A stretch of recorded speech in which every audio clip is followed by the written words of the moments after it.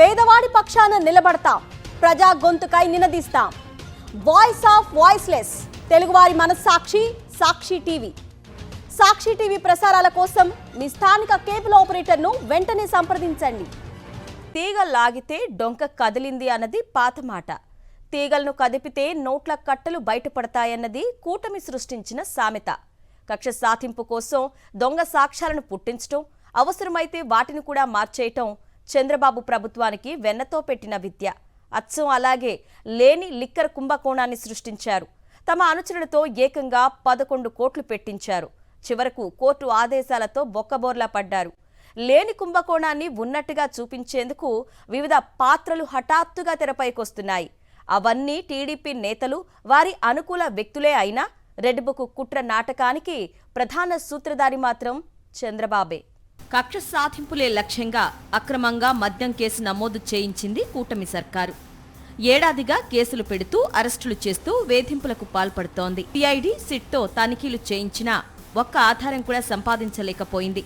ఇంకేముంది, ఎప్పటిలాగే తమ రెడ్ బుక్ రాజ్యాంగానికి పదును పెట్టారు. దొంగ సాక్ష్యాలను సృష్టించారు. నోట్ల కట్టల పేరిట కొత్త నాటకానికి తెరతీశారు. హైదరాబాదు శివార్లోని ఓ ఫామ్ హౌస్లో 11 కోట్లు జప్తు చేసినట్లు ప్రకటించింది సిట్. ఈ కేసులో అక్రమంగా అరెస్టు చేసిన రాజ్ కేసీరెడ్డి వర్ధమాన్ ఇంజనీరింగ్ కాలేజీకి చెందిన ఫామ్ హౌస్లో నగదు దాచిపెట్టినట్లు కొత్త డ్రామాకు తెరలేపారు. వాస్తవానికి ఈ హైడ్రామా కోసం సిట్కు పూర్తిగా సహకరించింది వర్ధమాన్ ఇంజనీరింగ్ కాలేజీ యజమాని తీగల విజయేందర్ రెడ్డి. తమ ఇంజనీరింగ్ కాలేజీకి చెందిన 11 కోట్లను అట్టపెట్టెల్లో అదే కాలేజ్ ఎదురుగా ఉన్న తమ ఫామ్ హౌస్లో పెట్టించారు. ఆ తర్వాత ఆ నగదునే సిట్ జప్తు చేసినట్టు కథ నడిపించారు. చంద్రబాబుకు అత్యంత సన్నిహితుడైన మాజీ ఎమ్మెల్యే తీగల కృష్ణారెడ్డి సోదరుడి కుమారుడే ఈ తీగల విజయేందర్ రెడ్డి. చంద్రబాబు, లోకేష్తో పాటు టీడీపీ సీనియర్ నేతలు, ఎల్లో మీడియా అధిపతులతో తీగల విజయేందర్ రెడ్డికి సన్నిహిత సంబంధాలున్నాయి. ఎలాంటి ఆధారాలు లేకపోవడంతో తమ రెడ్ బుక్ కుట్ర వీగిపోతుందనే భయంతోనే చంద్రబాబు విజయేందర్ రెడ్డిని తెరపైకి తెచ్చారు. ఆయన సహకారంతోనే 11 కోట్ల నగదు జప్తు డ్రామా స్టార్ట్ చేసింది సిట్.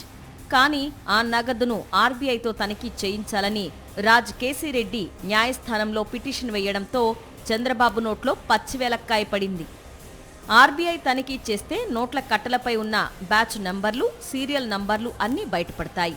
దీంతో వాటిని ఎవరు, ఎప్పుడు డ్రా చేశారు, ఏ బ్యాంకు ఖాతాల నుంచి డ్రా చేశారన్న వివరాలు వెలుగులోకొస్తాయి.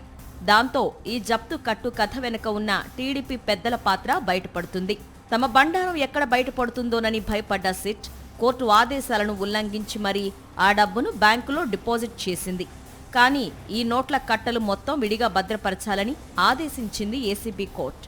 బ్యాచ్ నంబర్లు, సీరియల్ నంబర్లతో సహా పంచనామా నిర్వహించాలని, మొత్తం ప్రక్రియను వీడియో తీయాలని ఆదేశించింది. కోర్టు ఆదేశాలతో జప్తు హైడ్రామాతో కనికట్టు చేయాలన్న చంద్రబాబు కుట్ర పూర్తిగా బెడిసి కొట్టింది.